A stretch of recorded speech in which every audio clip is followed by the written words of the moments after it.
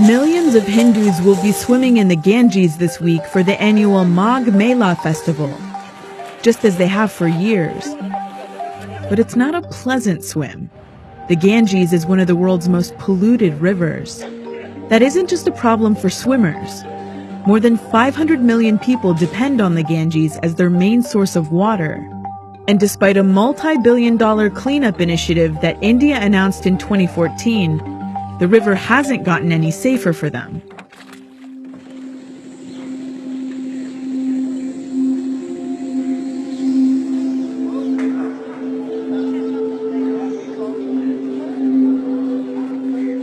We have come to see the beautiful Ganga here, to experience its warmth that is giving it to us. Tell me about the spiritual significance that you feel. It cannot be said, it is to be felt.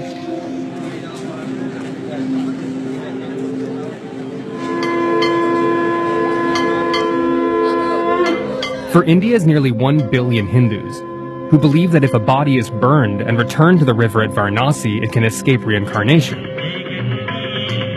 The Ganges is one of the most sacred places on Earth, but it's also one of the most polluted.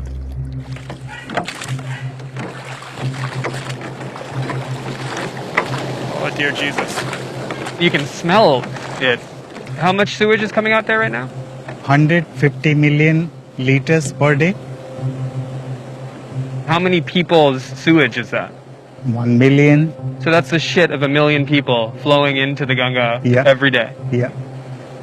This is just one drain.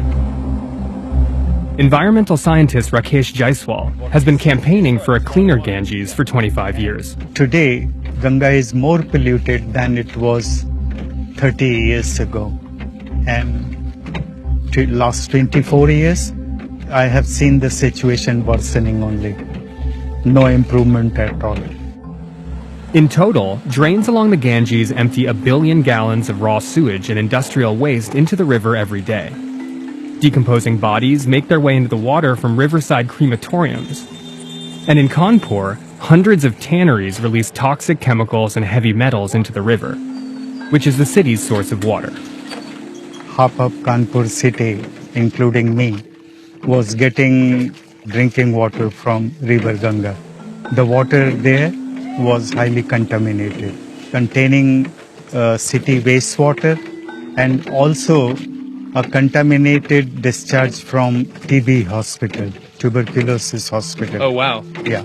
As you can imagine, contaminated water puts the population at risk of disease, including cholera, typhoid, and viral diarrhea. Why aren't there processing centers or water treatment facilities or infrastructure, basically, to... This is the inability and inefficiency of the government.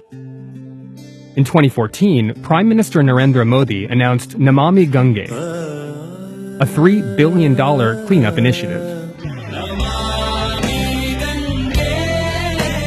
The government commissioned an official pop anthem for the river, and there has been talk of starting breeding programs with flesh-eating turtles that can deal with decomposing bodies in the water. But Namami Gange never took off. 3 years later, reports say that just $205 million has been spent, and India's top environmental court declared it a failure, saying, quote, "Not a single drop has been cleaned so far." 3 years are already gone, and there is nothing concrete on the ground. Not even one waste management facility? Not even one new treatment plant. In March 2017, a court in Uttarakhand took the matter into its own hands and gave the Ganges legal personhood status. What does giving a river the status of personhood do for the river?